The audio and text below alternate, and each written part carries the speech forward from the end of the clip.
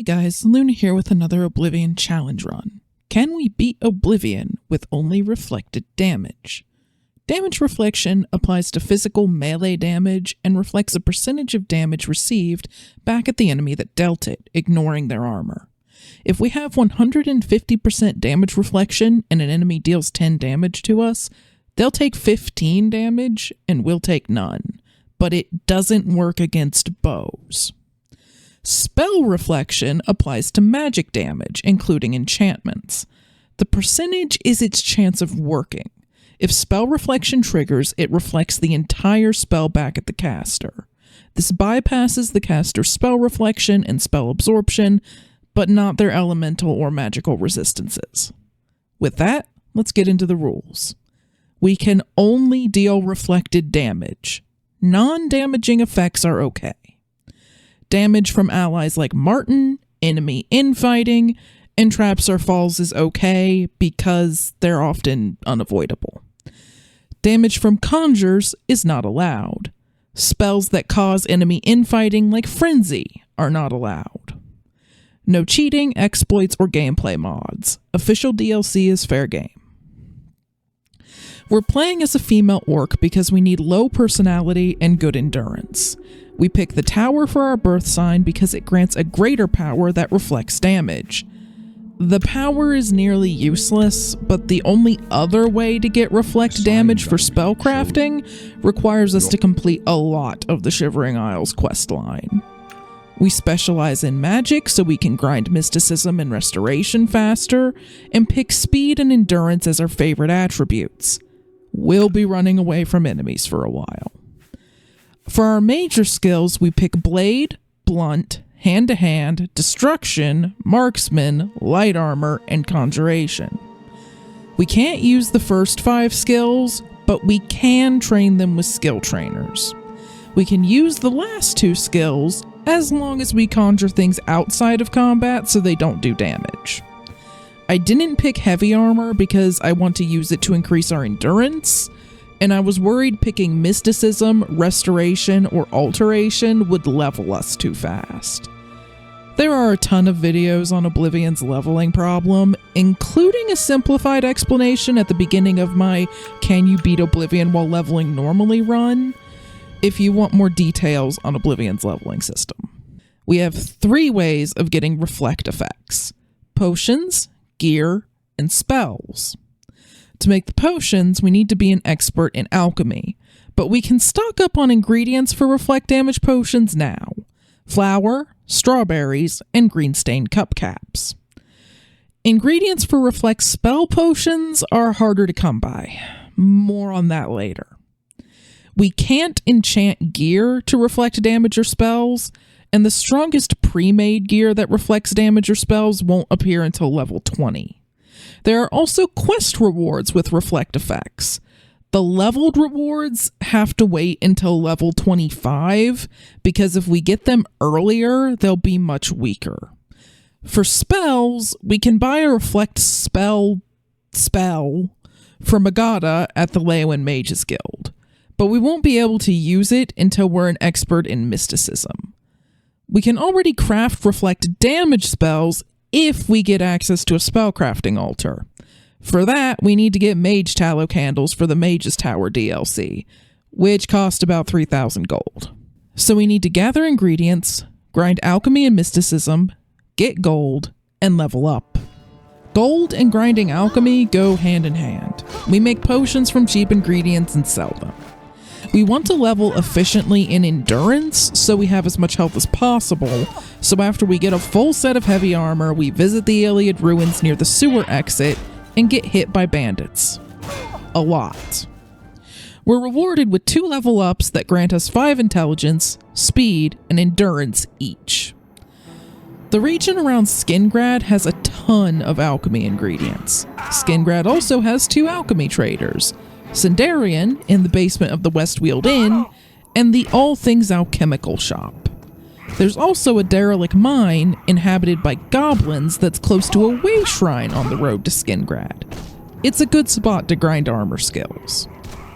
The goblins and alchemy get us another level with 5 intelligence, speed, and endurance. We join the Fighters Guild so we can access their trainers, and with their help we reach level 5 and get another 5 intelligence, endurance, and speed. We visit Leowyn next to purchase superior spell reflection from Agata and level up to level 6 for 5 intelligence, endurance, and willpower. We have enough speed to outrun most enemies, so we're going to start getting willpower for faster magicka regeneration. We're close to expert level alchemy, so let's talk about reflect spell potions. They can be made with glow dust, cinnabar polypore yellow caps, withering moons, watcher's eyes, and blind watcher's eyes. The first 2 ingredients are difficult to obtain in bulk. There aren't many cinnabar polypore yellow caps in the wild, and the chance of harvesting them successfully is low. Glow dust is dropped by will-o'-the-wisps, which would be very difficult for us to fight without high spell reflection. And if we had that, we wouldn't need the glow dust. Cinnabar polypore yellow caps and glow dust are available at alchemy vendors, but only in small amounts. The other ingredients are in the Shivering Isles. There are 3 withering moons next to the portal between the Shivering Isles and Tamriel, but most withering moon plants are in ruins and caves. There are a ton of withering moons inside the Gardens of Flesh and Bone, but we can only access the exterior unless we complete a lot of the Shivering Isles questline. There are some in the ruins of Zedfin, but we can only reach a few of them. Whoever got rid of levitation spells, I hope you step on a Lego. Plants regrow quickly and vendors restock every few days, so we could wait around to harvest or buy our ingredients, but we'll need access to the capital of the Shivering Isles later, so we have to get past the gatekeeper eventually. The sooner we manage it, the sooner we have access to the ingredients beyond the fringe. The gatekeeper is very difficult for us to fight because it regenerates and has a lot of health. It also has a healing spell and an absorb health spell that knocks the target back like they were Fus Rodad. Even if we had over 100% damage reflection, I'm not sure we could reflect enough damage to overcome its healing. There are 2 ways to make the gatekeeper fight easier. One of them is useless to us because it would require us to use a poison, but the other way might help. Dead. I need him dead. His bones are calling to me. Rumor has it you want him dead too. If you're any good with a lockpick, we can help each other out. We can get into the Gardens of Flesh and Bone. They say the gatekeeper's magical. I don't believe in magic, but I do believe in bones. And the best way to kill something is with the bones of its own.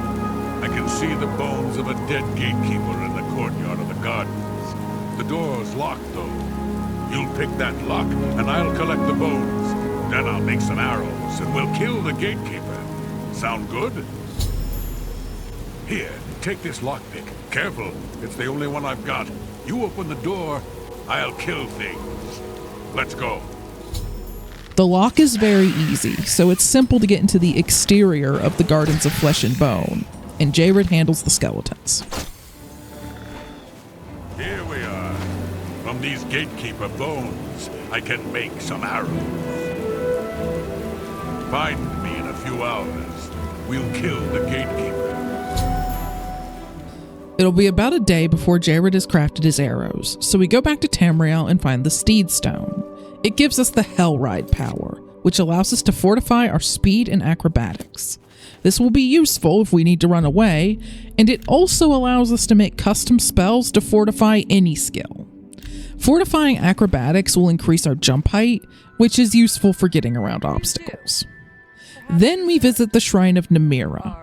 With our personality of 25, we need 1 bottle of cheap wine to drain our personality below 20. I thought we had to be a female orc for this to work without lowering our personality some other way, but we could have picked any race because we can stack up to 4 consumables, meaning we could drain our personality by up to 40 points with 4 bottles of cheap wine. Whoops. Priests of Arcay have intruded upon their squalor. I want you to help my forgotten kill these priests of the light.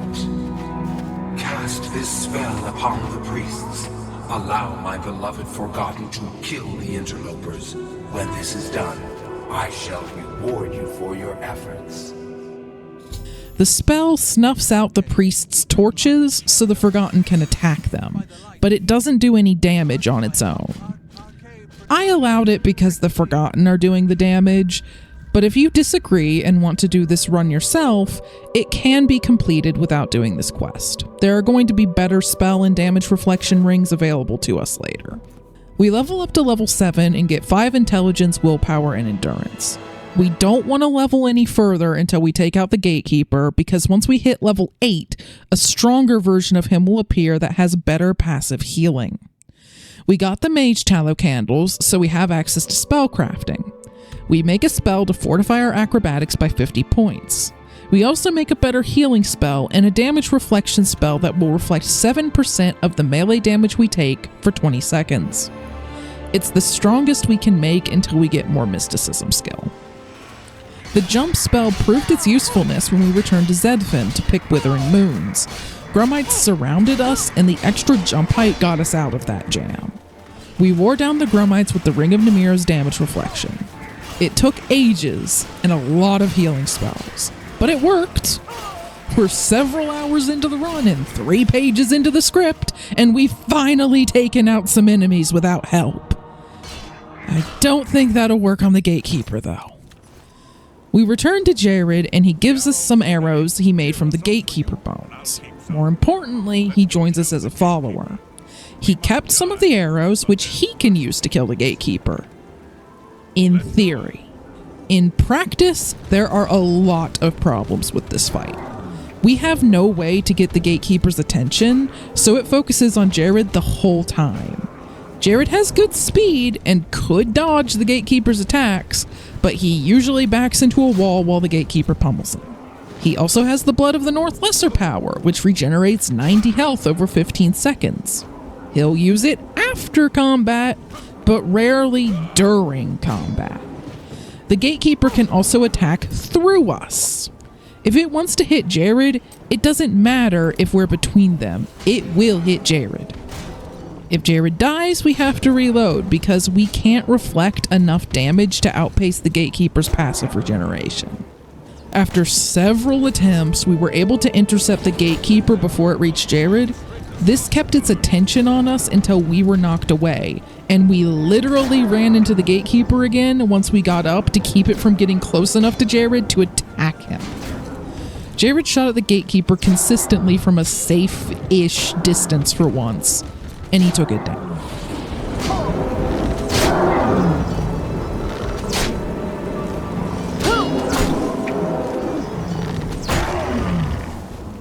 That fight gave us a worrying glimpse into the future of this run. How are we going to protect Martin during the battle for Bruma and the final rush to the Temple of the One? We can't draw enemy aggression, and if enemies don't attack us, we can't deal any damage. That's future Luna's problem, though.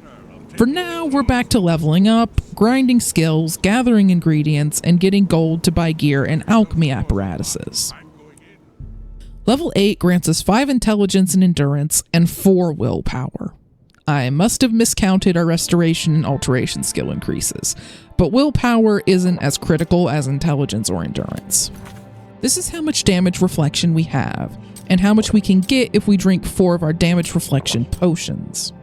We can get up to 56% damage reflection or spell reflection by using potions, but we can't have both at the same time because of the 4 potion limit. We have 100 skill in alchemy, so our potion strength is limited only by our apparatuses. We also have 50 restoration skill, which will allow us to make better healing spells. If you've wondered why we're casting Heal Minor Wounds all the time, it's to grind restoration because it levels so slowly it's maddening. Levels 9 and 10 give us 5 intelligence, willpower, and endurance. We've been leveling in the Anvil Fighters Guild Hall so we can train Blade or Blunt, grinding Restoration and Alteration for willpower, Mysticism for intelligence, and Heavy Armor and Block for endurance. Level 11 is the first level where we don't have to worry about endurance anymore because we've maxed it out. So we get 5 intelligence and willpower and 1 luck. Once we max intelligence and willpower, we'll only be leveling to get the gear we need, so I'm going to stop covering our level ups. We purchase expert apparatuses from alchemy vendors to improve our potions. Master apparatuses never appear at vendors. We'd have to find them as random loot, and they're rare. So unless we really need them, we're not going to bother. We're a high enough level to do Peryite's Daedric quest, which will grant us a useful artifact. This one moves. A welcome change. So, mortal, you have found my shrine, and you have seen my followers. They are an embarrassment to me. I will transport you to the plane of Oblivion in which they are trapped. Find their souls. When all are collected, I will return you here. The realm of Oblivion Peryite transports us to looks like what's inside an Oblivion gate. I wish Bethesda had made Peryite's realm unique. But moving on. The Scamps and Clanfears go down easily enough, but the Flame Atronachs prefer using their fire spells, and we can only damage them with reflected melee damage because they're immune to fire. We run past the Flame Atronachs, find the 4 souls of Peryite's followers, and return to Tamriel.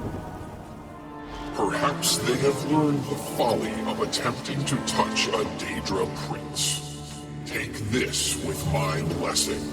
May it bring you order. Spellbreaker grants 30% spell reflection, taking us from having a 10% chance to reflect spells to 40%. That's the last quest reward we can get until level 25. However, one of the quests we want to do is at the end of a short quest line, so we can do the quests leading up to it now. First, we need to deliver 3 Ayleid statues to Umbacano, a high elf in the Talos Plaza district of the Imperial City. We have all 10 statues because I didn't realize we only needed 3. That's what I get for skim reading the wiki. Are you interested? The High Fane dates from the late Ayleid period, following the fall of White Gold Tower, a very troubled time for that ancient people. A time I find most fascinating. The drawing on the bottom of the page I gave you depicts a carved panel from the central chamber of the High Fane. I believe this carving will shed new light on Ayleid history. If I am able to examine it closely, I would like you to retrieve it for me. You will need this as well. It is the key to the inner chamber of the High Fane. Another treasure hunter working for Umbacano, Claude Merrick, points us to the ruin known as Malada. He also says it's to the west, even though our trusty magical map says it's close to the border with Morrowind in the east. We're going to trust our map on this one. The first part of Malada is full of grizzly bears and mountain lions, but we have enough armor, health, and healing to tank their damage as we explore. Once we find the carving, some walls collapse and release a bunch of undead, which we leave to fight the wildlife as we run by.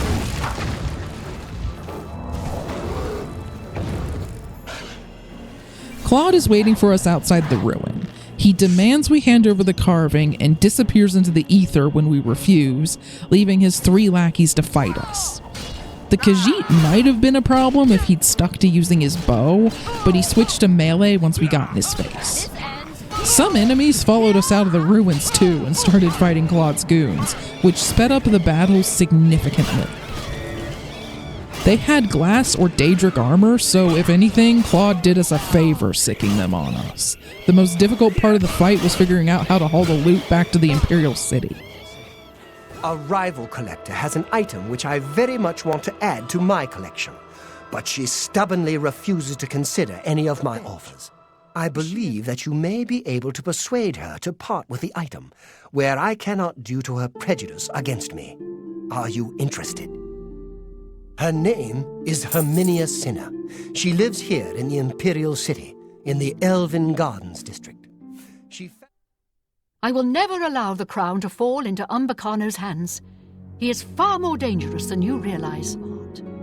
It has certain superficial magic powers, true, but its real power is hidden. However, my studies of the ancient text make clear that it is the key to dangerous magical powers which should be left dormant. I think we could all sleep better if you brought him Lindai's crown instead of the crown of Ninalata. Here, I happen to have the key you'll need to enter the royal burial chamber in Lindai. I hope you'll make the right choice. The only way to obtain the strongest version of the crown of Ninalata is to steal it from Herminia and give it to Umbacano. It doesn't look that impressive now, but this is a lower level version of the crown. We'll get the best version of it later. In order to bring my research on the last king of the Aelids to its final stage, I need to go to the throne room of Ninalata. While I am not without means of defending myself, I believe you would be an invaluable companion on such an expedition. Very well. 3 days, then. Don't be late. Now Umbacano wants to visit the throne room of Ninalata, and we have to escort him. Claude is coming with us, and Umbacano can fight too, so maybe it'll work out. Although Umbacano's decision to hide in a bush doesn't fill me with hope.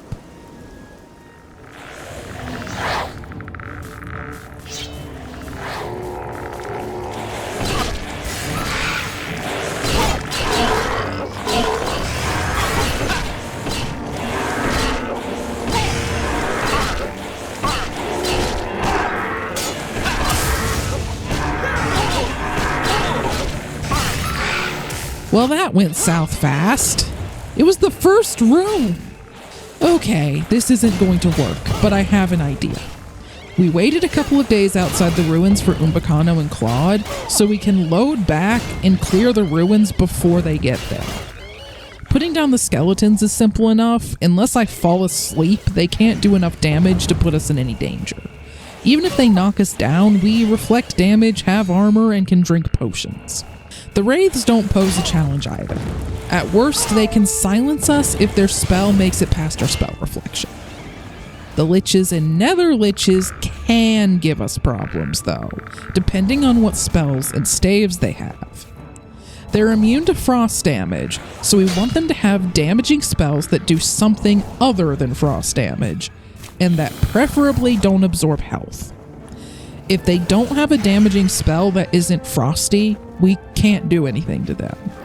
If they only have an absorb health spell, we can take them out, but with our current spell reflection, which is about 60% with our gear and superior spell reflection up, we need some luck.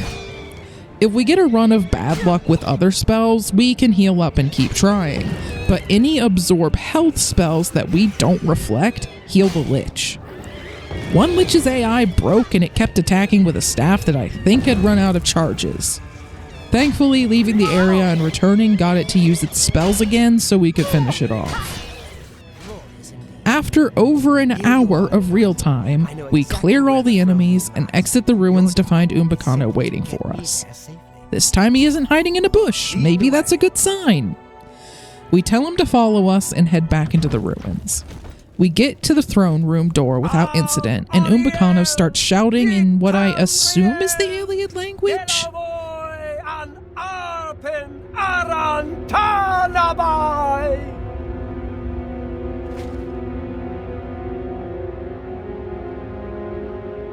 Here it is, the throne of the last king of the Aelids, and so it falls to me to begin the restoration of our ancient glory. Av suna tam riel octavoy an apen aran malaboro.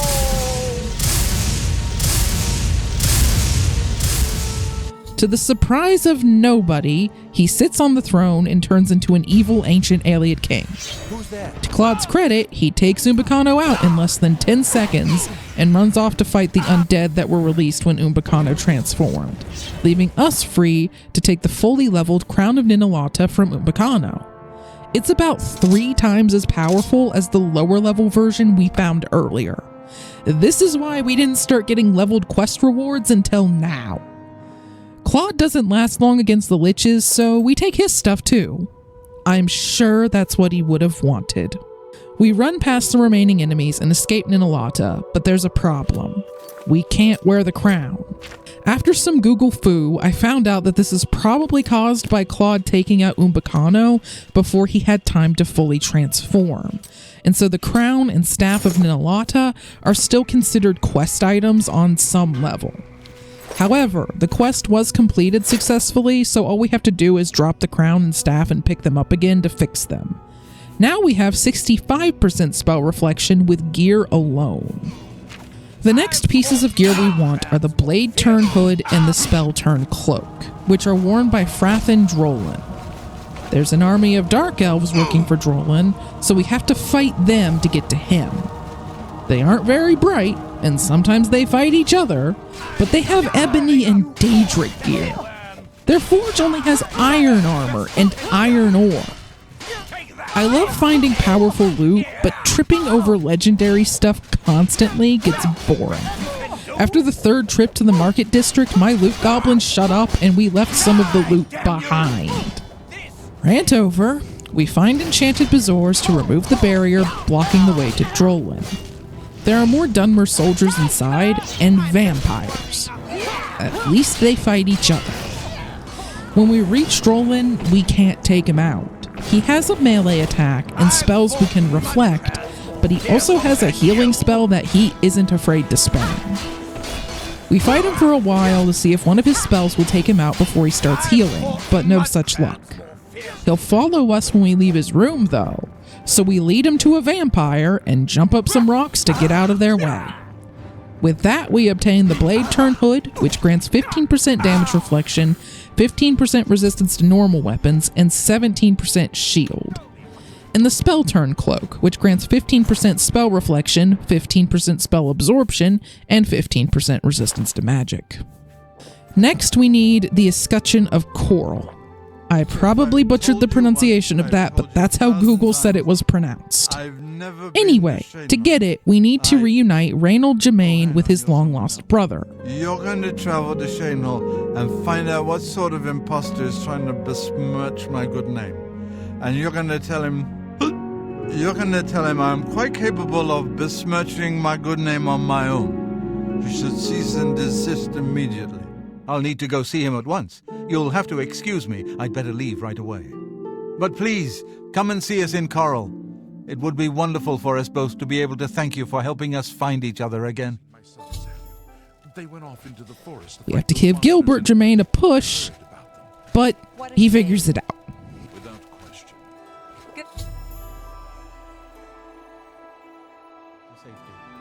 While my mother didn't survive, Reynold did, and for that I'm grateful. But we both want more. We want our home back. We're not fighters. You appear to have more skill than either of us. Would you go to Weatherly and see if it's still inhabited by ogres? At the Germain's home, Weatherlia, we find 3 ogre cave bosses. Ogres deal a lot of damage, so we can actually take them out pretty fast if we use some reflect damage potions.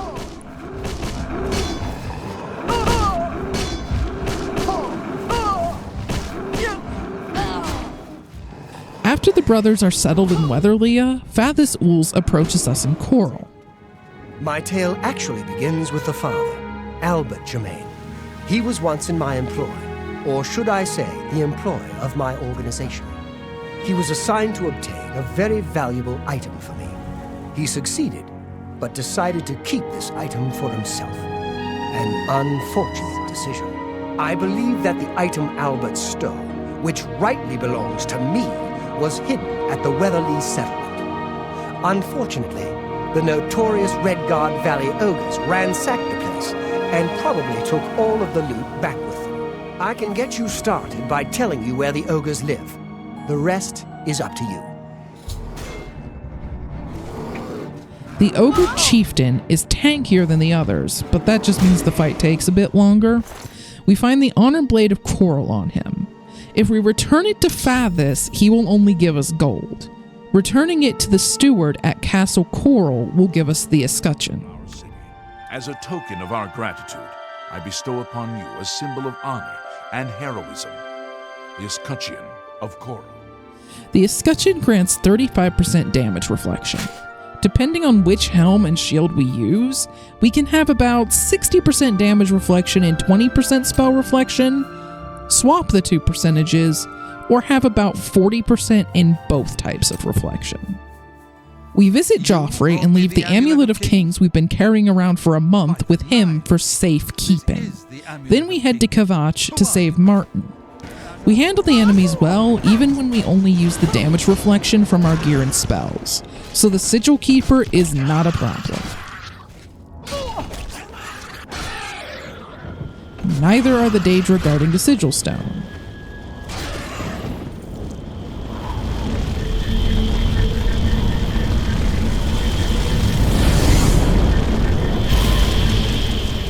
The Kavach guards last about as long as ice cubes in Hiffle, but we get to the chapel eventually.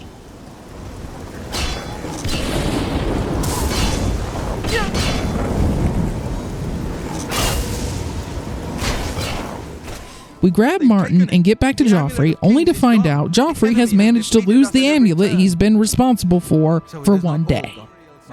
We take them to Cloudwater Temple via fast travel so Joffrey doesn't get lost. Then we head to the Imperial City to collect the culty books and find the map that no one in the city has noticed. For once, following Boris through the sewers is eventful. Usually there are rats and mud crabs even at high levels, but this time there are goblins. The war chiefs aren't an issue, but the shamans have healing spells and Boris can't take them out even if he focuses on the shamans instead of their summons. His katana is only slightly stronger than a silver longsword, which is pitiful at this level, and its durability dropped fast, making it do even less damage. When it finally breaks, we drop an enchanted mace from one of the warlords near Boris until he gets the hint and picks it up. With it, he takes down the last goblin shaman with no trouble. This time, we meet the sponsor, but Boris gets spotted on the walkway, so he'll blow the meeting no matter what. Amazingly, he survives the fight because we keep two of the cultists' attention, and he was doing decent damage with the mace. Only the chosen.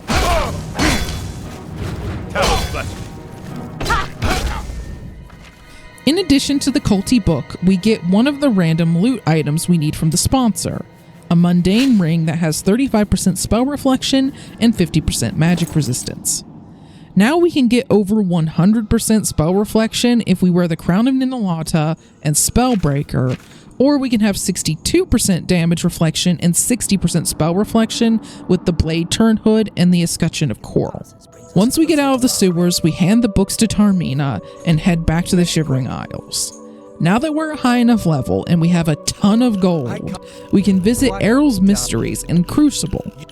He's guaranteed to have 3 pieces of magical jewelry for sale, and all of the random items with spell or damage reflection we need are rings or amulets. But he doesn't have any for sale when we visit. The wiki says they're supposed to be here if we have 50 mercantile skill. I didn't realize it until this run, but the journeyman perk for mercantile causes some vendors to offer more goods. I thought it just let us sell them more goods. This is also when I discovered how increasing mercantile works. The skill gains the same amount of experience for selling 1 iron arrow for 1 gold as it does selling a stack of 20 iron arrows for 20 gold, or even 50 potions for 1,000 gold. This system makes no sense. But it's what we're stuck with, so we make a ton of potions and sell them, one at a time. This took over an hour. I lost track of time. When we ran out of potions, we bought iron arrows and sold them back to the merchant, one at a time. We went and made a better reflect damage spell that reflects 30% damage for 1 minute, and a reflect spell that boosts spell reflection by 25% for half a minute, so I could take a break from selling arrows. Once we have 50 mercantile, Errol starts selling the jewelry we need. We save outside his shop, go in, and check if he has anything we want. If he does, we buy it and wait 3 days for him to restock. If he doesn't, we reload our save and check his store again. We purchase an amulet of axes and a ring of the Iron Fist that have 33% damage reflection each. With our new gear in hand, we find the obvious map and go to the Mythic Dawn Shrine. At this point, I'm pretty sure I could fall asleep and the battle would go just fine. We jump down, wave to Mankar as he flees through his portal to paradise, grab the evil book, and wait for the cultists to tire themselves out.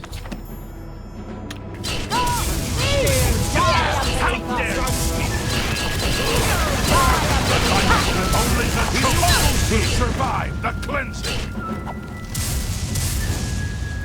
The door is breaking! Die, unbeliever! Die, unbeliever! Die, unbeliever!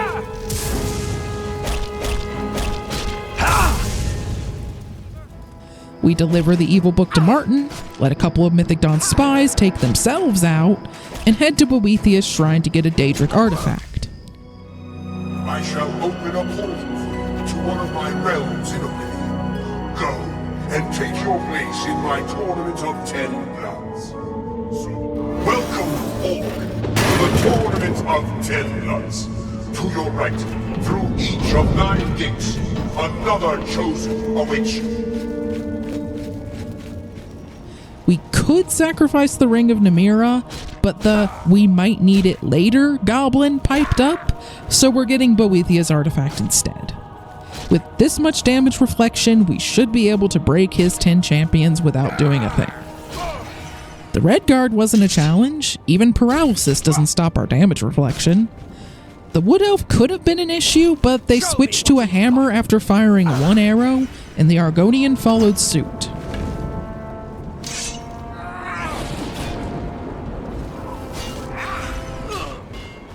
I think Boethia was angry about our success because the gate to the next opponent didn't open and we had to go through the lava instead. The Breton fought us and keeled over. The Dark Elf gave us a bit of a challenge because they refused to put their bow down at first, but once they switched to their hammer, it was all over. For them.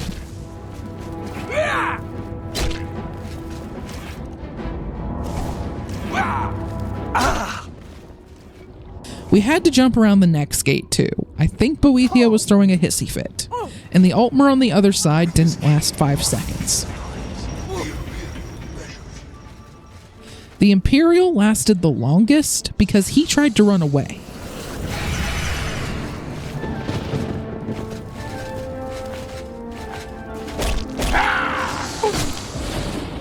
Surprise, surprise, the next gate didn't open, so we had to swim through lava a 3rd time to get to the Khajiit, who didn't last long.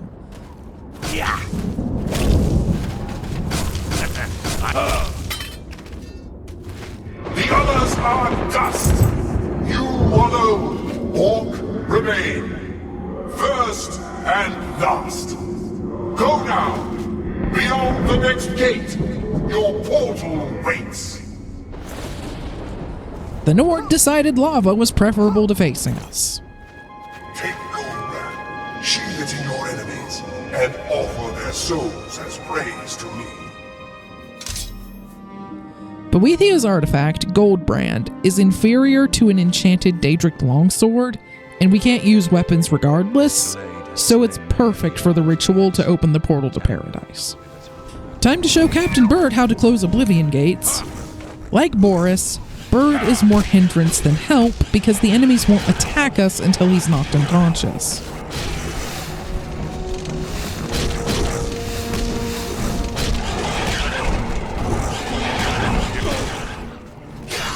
He got into a lengthy duel with a Dremora, and somehow they were able to hit each other through us, just like the Gatekeeper was able to hit Jared. So that wasn't unique to the Gatekeeper. We drag Bird to the Sigil Stone, probably with even more head trauma than last time.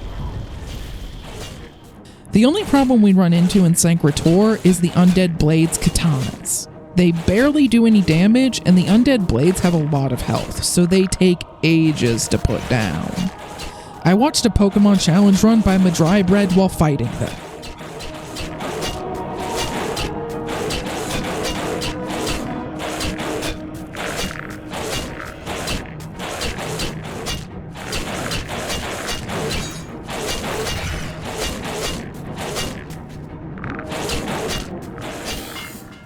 We grab the armor of Tiber Septum and return to Martin. Next, we need the Great Welkin Stone from Miss Karkand. Getting it is easy enough, but will the Ayleid King that shows up to reclaim it pose an issue?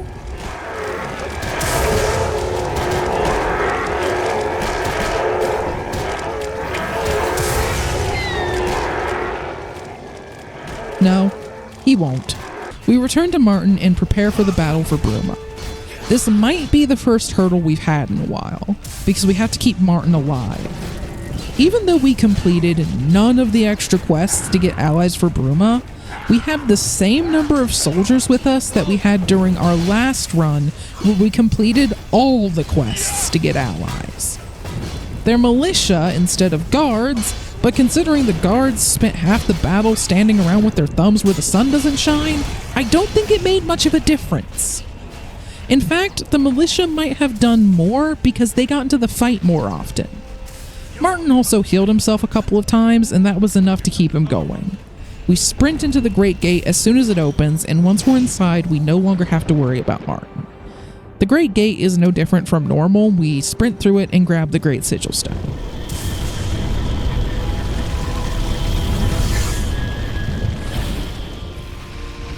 Let's see if Mankar Cameron can stop us.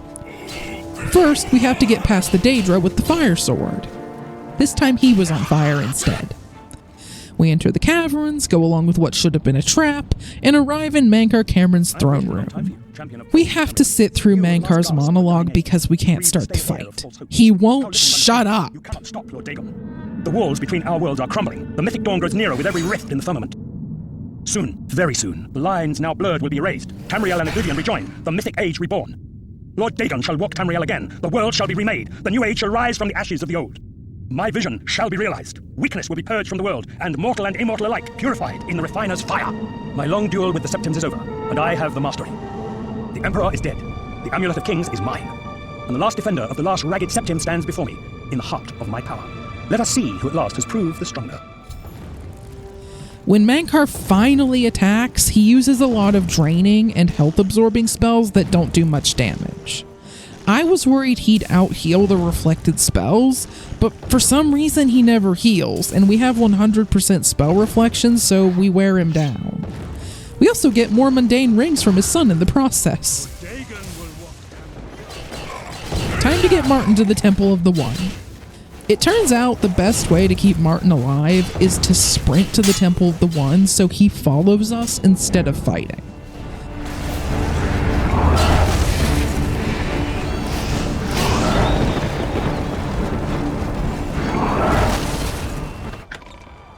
With that, we've beaten Oblivion while only dealing reflected damage. This run started out difficult. We couldn't deal damage without using potions or once-a-day powers until we got the Ring of Namira, so we were basically doing a pacifist run until then. We still struggled until we got the Blade Turn Hood, Spell Turn Cloak, Escutcheon of Coral, Amulet of Axes, Mundane Ring, and Ring of the Iron Fist. But after we had all of that, we were invincible. The gear carried us. Our spells could only grant as much reflection as one piece of gear. Potions could grant a lot of reflection with good apparatuses and stacking, but they could run out. Escort missions and enemies that spammed healing caused us problems even after we got our gear, but there weren't too many of those.